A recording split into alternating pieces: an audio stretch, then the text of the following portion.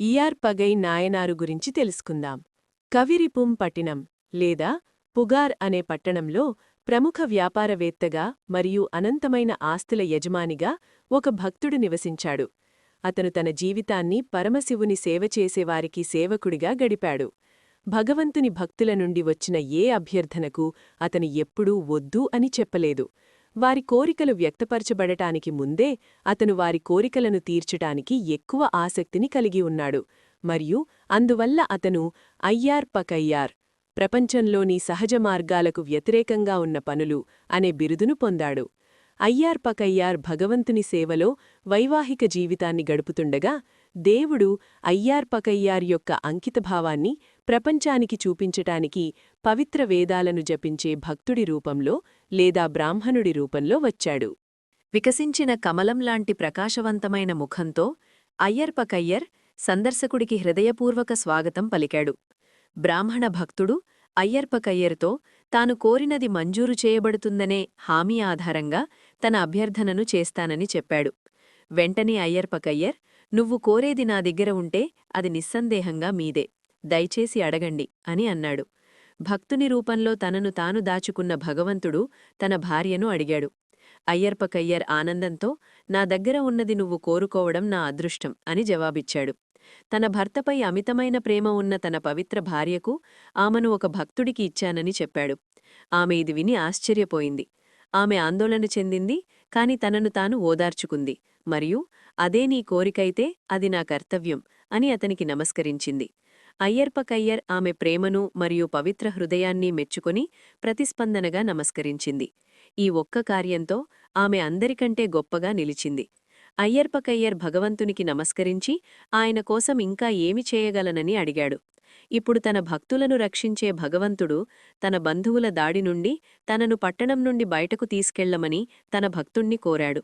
భక్తుడు ఈ అభ్యర్థన చేయకముందే నాయనార్ దీనికి సిద్ధమయ్యాడు.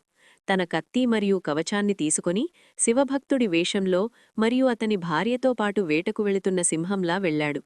అయ్యర్ పకయ్యర్ బంధువులు అయ్యర్ పకయ్యర్ చర్యతో విసిగిపోయి తమలో తాము, అయ్యర్ పకయ్ పిచ్చివాడయ్యాడు, ఎవరో అతని భార్యను ఎత్తుకెళుతున్నారు, మేము దానిని జరగనివ్వము అని చర్చించుకున్నారు. వారందరూ తమ ఆయుధాలతో బయలుదేరి పట్టణ శివారుల్లో ఆ ముగ్గురిని ఎదుర్కొన్నారు. భగవంతుడు భయపడినట్లుగా వణికిపోయాడు. అయ్యర్ పకయ్యర్ భార్య, చింతించకండి, అయ్యర్ పకయ్ గెలుస్తాడు అని చెప్పింది. అయ్యర్ పకయ్యర్ వారిని ఓడించాడు. కాని అతని భార్యను మరొక వ్యక్తితో పంపడం ద్వారా మొత్తం కుటుంబానికి చెడ్డపేరు తెచ్చినందుకు వారతన్ని మందలించారు. తర్వాత వారు భక్తుడి రూపంలో ఉన్న దేవుడిపై దాడి చేయడానికి ప్రయత్నించారు.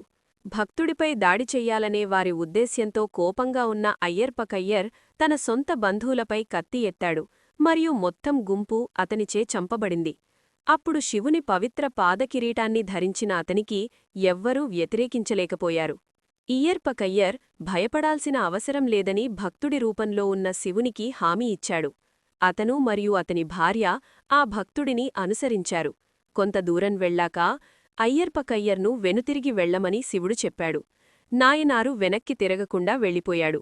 అతని నిజమైన భక్తికి సంతోషించిన ప్రభువు, ఓ అయ్యర్ పకయ్, ఊహించలేనిది చేసినవాడే, వెంటనే రా అని బిగ్గరగా అరిచాడు.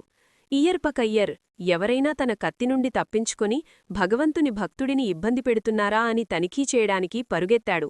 అక్కడ అతను ఇకపై భక్తుడిని చూడలేదు. అతని భార్య మాత్రమే నిలబడి ఉంది. అప్పుడు నందిపై ఆసీనుడై భగవంతుడు తన భార్య పార్వతితో ఉన్నాడు. ఆమె పచ్చలతలా కనిపించింది. నాయనారు శివునిపట్ల తనకున్న ప్రేమను మాటలతో వ్యక్తపరుస్తూ స్తుతించాడు. ప్రభువు ఇలా అన్నాడు, నీవు మరియు నీ ప్రేమ నిష్కళంకం, నీవు మరియు నీ దోషరహిత భార్య మా నివాసంలో ఉండాలి అని శివుడు పలికాడు. దేవతలు పుష్పవర్షం కురిపించారు మరియు ఋషులు స్తుతులు పాడారు. ఆ దంపతులు ప్రభువుల ప్రభువుతో నివసించి పూజించే వరం పొందారు. వారి బంధువులు కూడా స్వర్గంలోకి ప్రవేశించారు. భగవంతుని భక్తులకు సేవ చేయడానికి తన ప్రాణం కంటే విలువైన భార్యను త్యాగం చేసిన అయ్యర్ పకయ్యర్ కీర్తి ఎప్పటికీ మన మనస్సులలో నిలిచి ఉండనివ్వండి.